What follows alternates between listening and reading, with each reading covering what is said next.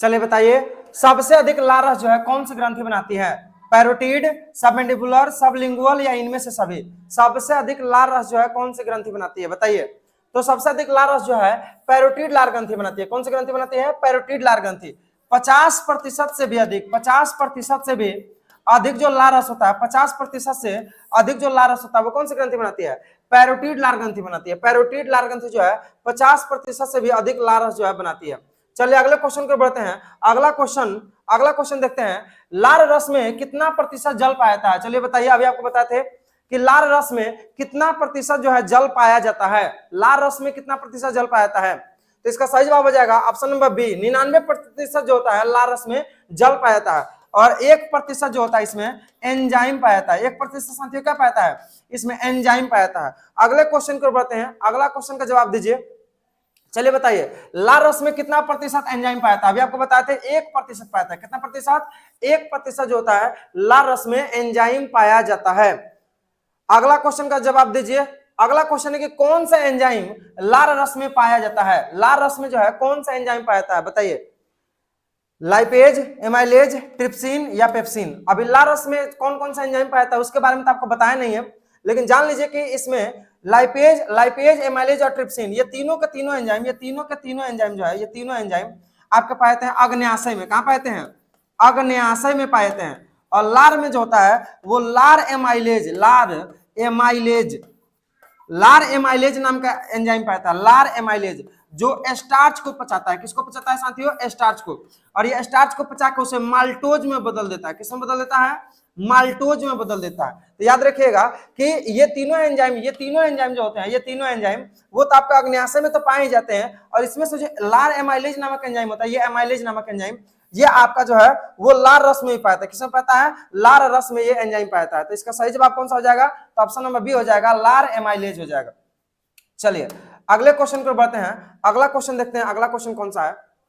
अगला क्वेश्चन है आपका, अगला क्वेश्चन बताइए। अगला क्वेश्चन है कि लार रस का जो पीएच मान होता है वो कितना होता है? लार रस का पीएच मान शुरू में ही आपको बताए थे, बताइए कि लार रस का पीएच मान जो होता है वो कितना होता है? लार रस का पीएच मान कितना होता है बताइए? लार रस का पीएच मान जो होता है साथियों 6.8 होता है। 6.8 याद रखिएगा। लार रस का पीएच मान जो होता है वो 6.8 से 7.4 तक होता है। 6.8 से 7.4 तक होता है। तो इसका सही जवाब हो जाएगा ऑप्शन नंबर ए, 6.8। लार रस का पीएच मान कितना होता है? 6.8 होता है। अगले क्वेश्चन का जवाब दीजिए। अगला क्वेश्चन है, लार रस जो होता है वो किस प्रकृति का होता है, किस नेचर का होता है? आपको बताए थे कि लार रस का पीएच मान कितना होता है? 6.8। तो बताइए ये कैसा होगा? अम्लीय होगा, क्षारीय होगा, उदासीन होगा या नमकीन होगा? लार रस का पीएच मान कितना होगा? लार रस जो होता है उसका प्रकृति क्या होगा बताइए? तो ये कैसा होगा? तो 7.6 से कम है, ये 7 से कम है, तो ये कैसा होगा? अम्लीय होगा। कैसा होगा? ये अम्लीय होगा। याद रखिएगा कि पीएच मान अगर 7 से कम है, 7 से कम है, 1 से 7 के बीच में है तो वो होगा अम्लीय। कैसा होगा? अम्लीय होगा। और पीएच मान यदि 7 से अधिक है, 7 से अधिक है, 7 से 14 के बीच में है तो वो होगा क्षारीय। कैसा होगा? क्षारीय होगा। और यदि किसी का पीएच मान 7 है तो वो उदासीन होगा। कैसा होगा? उदासीन होगा। कैसा होगा? उदासीन होगा। तो याद रखिएगा इसको। चलिए अगले क्वेश्चन की ओर बढ़ते हैं। अगला क्वेश्चन देखते हैं कि अगला क्वेश्चन कौन सा है। चलिए बताइए, दंत मंजन जो होता है वो प्रायः कैसे होने चाहिए? दंत मंजन कैसे होने चाहिए? दंत मंजन बताए थे आपको, बताइए दंत मंजन कैसे होते हैं? तो दंत मंजन साथी होने चाहिए क्षारीय। कैसे होने चाहिए? क्षारीय। ये क्वेश्चन बिहार बोर्ड में पूछा गया है कि दंत मंजन जो होते हैं वो कैसे होते हैं? तो दंत मंजन जो होते हैं वो कैसे होते हैं? क्षारीय होते हैं। क्यों? क्योंकि लार रस जो होता है वो अम्लीय प्रकृति का होता है, और जब लार रस का स्राव जो है दांत जब रात में नहीं होता है तो दांत जो होता है वो धीरे धीरे उसके ऊपर बैक्टीरिया जमा होने लगते हैं। तो उसी बैक्टीरिया को साफ करने के लिए दंत मंजन जो है क्षारीय दंत मंजन का उपयोग हमें करना चाहिए। तो दंत मंजन कैसे होते हैं? क्षारीय। चलिए अगले क्वेश्चन पर बढ़ते हैं। अगला क्वेश्चन देखते हैं, बताइए। अगला क्वेश्चन है कि लार ग्रंथियों से प्रतिदिन कितना लीटर जो है लार रस का स्राव होता है? बताइए, लार ग्रंथियों से प्रतिदिन कितना लीटर लार रस का स्राव होता है? लार ग्रंथियों से प्रतिदिन कितना लीटर लार रस का स्राव होता है? तो आपको बताए थे कि लार ग्रंथियों से प्रतिदिन जो है 1 से 1.5 लीटर लार रस का स्राव होता है। 1 से 1.5 लीटर, 1 से 1.5 लीटर। यानी कि यदि लार रस को प्रतिदिन, अगर लार रस को अगर बोतल में बंद किया जाए, लार रस को यदि बोतल में बंद किया जाए, दिन भर का जो लार रस होता है तो 1 से 1.5 लीटर बनेगा। 1 लीटर से लेके 1 लीटर से 1.5 लीटर जो है लार रस बन जाएगा। 1 लीटर से 1.5 लीटर जो है लार रस बनता है प्रतिदिन। छोटे बच्चों में हालांकि ज्यादा बनता है। चलिए अगले क्वेश्चन को बढ़ते हैं, अगला क्वेश्चन का जवाब दीजिए। अगला क्वेश्चन है कि कौन से जीवों में लार ग्रंथियां नहीं पाई जाती है, बताए थे आपको, बताइए कौन से जीवों में लार ग्रंथियां जो है नहीं पाई जाती है। कौन से ऐसे दो जीव है जिसमें लार ग्रंथियां नहीं पाई जाती है? हवेल तथा गाय, हवेल तथा मेढक, मेढक तथा सांप और मेढक तथा कछुआ। कौन से ऐसे दो जीव है जिनमें लार ग्रंथियां जो है नहीं पाई जाती है? तो कौन सा हो जाएगा? हवेल तथा मेढक। हवेल तथा मेढक दो ऐसे जीव हैं जिनमें लार ग्रंथियां जो है नहीं पाई जाती है। चलिए इस प्रश्न को भी आपको याद रखना है। चलिए अगले क्वेश्चन को बढ़ते हैं, बताइए अगला क्वेश्चन बताइए, गलसुआ जो बीमारी होती है, मम्स जो बीमारी होती है, ये किसके कारण होती है? बताया था आपको, बताइए मम्स या गलसुआ बीमारी जो है किसके कारण होती है, बताइए। तो इसका सही जवाब हो जाएगा विषाणु के कारण। किसके कारण होती है साथियों? विषाणु के कारण। विषाणु के कारण जो होती है वो मम्स या गलसुआ नामक बीमारी हो जाती है। चलिए अब हम लोग समझते हैं लार रस में जो है कौन कौन सा एंजाइम जो होता है साथियों उपस्थित होता है। तो लार रस में उपस्थित कौन कौन से एंजाइम होते हैं? तो यदि हम एंजाइम का बात करेंगे, एंजाइम का बात करेंगे कि कौन कौन से एंजाइम होते हैं, तो लार रस में मुख्य रूप से साथियों 4 तरह के एंजाइम पाए जाते हैं। मुख्य रूप से कितने तरह के एंजाइम पाए जाते हैं? 4 तरह के। पहला होता है टायलिन। पहला कौन सा एंजाइम होता है? टायलिन होता है। दूसरा कौन सा एंजाइम होता है? दूसरा होता है डाइस्टेज। दूसरा कौन सा एंजाइम होता है साथियों? डाइस्टेज होता है। तीसरा एंजाइम होता है म्यूलिन एंजाइम। कौन सा एंजाइम होता है? म्यूलिन एंजाइम होता है। और चौथा होता है लाइसोजाइम एंजाइम। कौन सा एंजाइम होता है? लाइसोजाइम नामक एंजाइम होता है, लाइसोजाइम। तो चारों का नाम याद कीजिए फटाफट। पहला है टाइलिन, दूसरा है डाइस्टेज, तीसरा है म्यूलिन और चौथा है लाइसोजाइम। टाइलिन, डाइस्टेज, म्यूलिन, लाइसोजाइम। टाइलिन, डाइस्टेज, म्यूलिन और लाइसोजाइम। टाइलिन और डाइस्टेज ये दो एंजाइम जो होता है वो भोजन में जो स्टार्च मंड या चोकर होता है, स्टार्च या मंड या चोकर, स्टार्च मंड या चोकर, स्टार्च मंड या चोकर का ये पाचन करते हैं और ये उसको बदल देते हैं माल्टोज में। किसमें बदल देते हैं साथियों? माल्टोज में। हालांकि इसको हम लोग कार्बोहाइड्रेट भी कहते हैं। क्या कहते हैं साथियों? कार्बोहाइड्रेट कहते हैं। तो कार्बोहाइड्रेट का पाचन जो होता है मुख्य गुहा से शुरू हो जाता है और ये उसे माल्टोज में बदल देते हैं। तो टाइलिन और डाइस्टेज ये दो एंजाइम होते हैं जो स्टार्च मंड या चोकर का जो है माल्टोज में बदलते हैं और इन्हीं दोनों एंजाइमों को कहते हैं लार एमाइलेज कहते हैं। तो लार एमाइलेज जो है इन्हीं दोनों एंजाइमों का आता है। तो टाइलिन और डाइस्टेज ये दोनों मिलकर स्टार्च मंड या चोकर को पचाते हैं। म्यूलिन जो होता है भोजन को चिपचिपा बना देता है। म्यूलिन भोजन को कैसा बना देता है? ये भोजन को चिपचिपा बना देता है। भोजन को ये चिपचिपा बना देता है। तो भोजन को चिपचिपा कौन बनाता है? म्यूलिन नामक एंजाइम बनाता है। कभी अगर आप कोई गर्म चीज, जैसे अगर आप पकौड़ी वगैरह खाते होंगे, चाहे कोई गर्म चीज आप खाते हैं, तो देखिएगा अगर गर्म चीज अचानक से मुंह में चला आता है तो तुरंत आदमी उसको बाहर निकलता है। अगर हाथ पे रखें और हाथ पे देखिएगा तो पूरा चिपचिपा रहता है, क्योंकि उसमें लार रस मिल गया होता है और लार रस में उसमें म्यूलिन एंजाइम मिला होता है। कौन सा एंजाइम मिला होता है? म्यूलिन एंजाइम मिला होता है। तो म्यूलिन नामक जो एंजाइम होता है वो भोजन को चिपचिपा बना देता है। कैसा बनाता है? भोजन को चिपचिपा बना देता है। लाइसोजाइम एंजाइम जो होता है, लाइसोजाइम एंजाइम ये क्या करता है? तो जो भी भोजन में उपस्थित कीटाणु होते हैं, जो भी जीवाणु होते हैं और जो भी विषाणु होते हैं उनको ये नष्ट कर देता है। क्या कर देता है साथियों? ये नष्ट कर देता है। तो लाइसोजाइम एंजाइम जो होता है वो कीटाणु, जीवाणु या विषाणु को क्या कर देता है? नष्ट कर देता है। तो एंजाइम जो होता है मुख्य रूप से कितने प्रकार के होते हैं?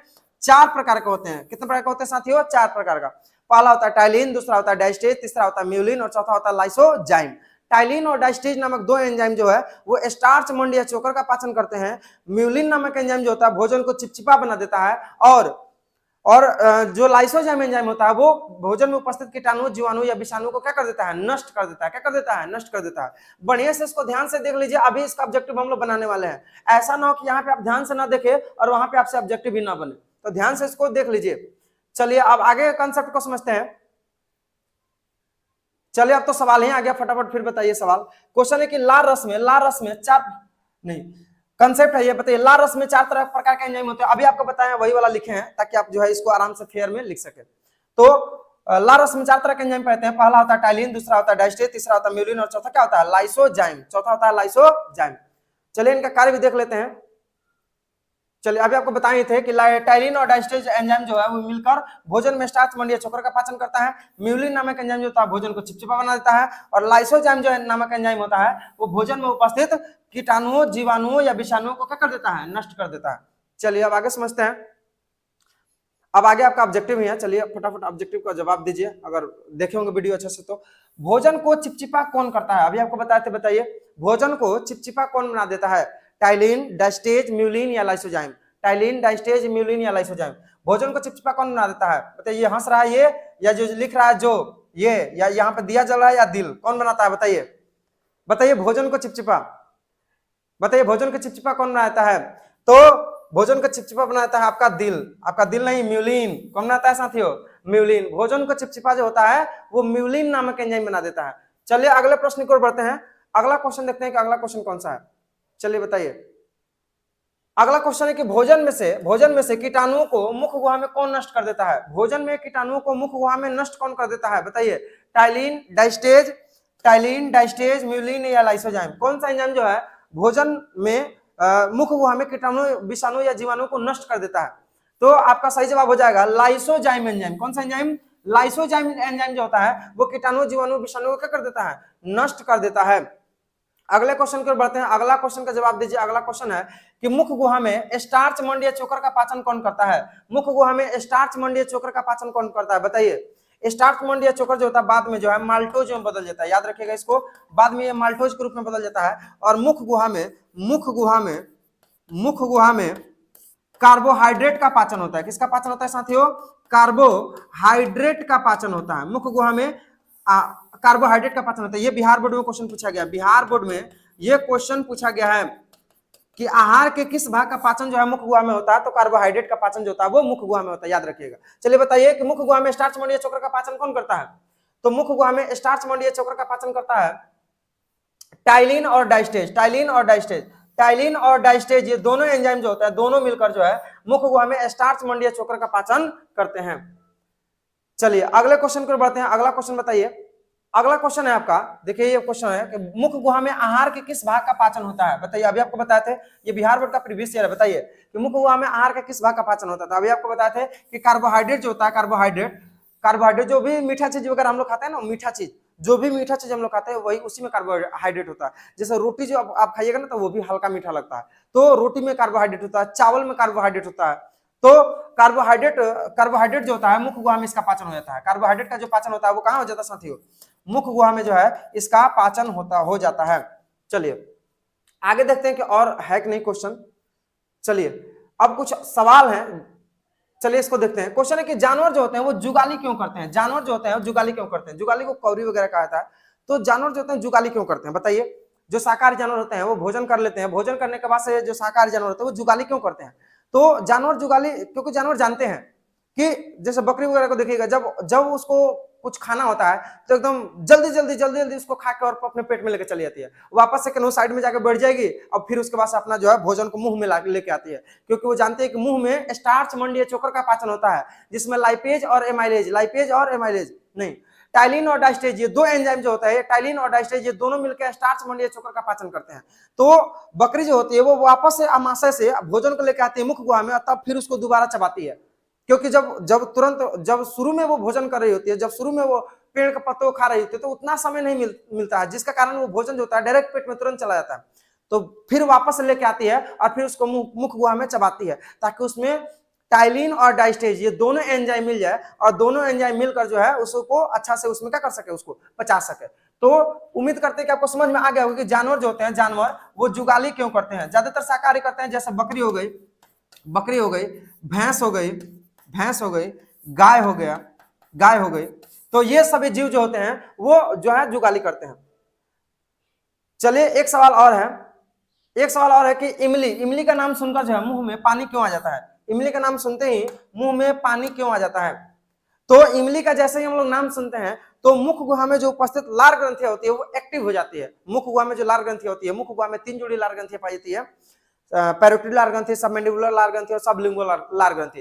तो पैरोटिड लार ग्रंथि जो होती है वो एक्टिव हो जाती है और लार रस का जो है स्राव करने लगती है, क्योंकि उसका आदेश जो होता है ब्रेन से होता है। कहां से होता है साथियों? लार ग्रंथियों का जो आदेश होता है वो कहां से होता है? ब्रेन से।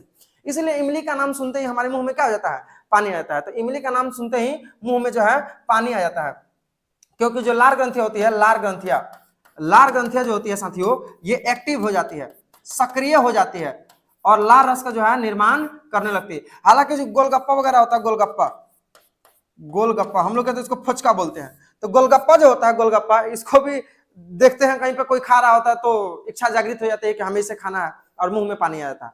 तो चलिए आज के वीडियो में इतना ही। अगले वीडियो में हम लोग समझेंगे कंप्लीट पाचन तंत्र के बारे में, जिसमें मुख गुहा, ग्रास नली, आमाशय, छोटी आंत, बड़ी आंत, मलाशय, गुदाद्वार, ये सब कुछ जो है कंप्लीट जो है हम लोग समझने वाले हैं। तो चलिए मिलेंगे अगले क्लास में, तब तक के लिए जय हिंद।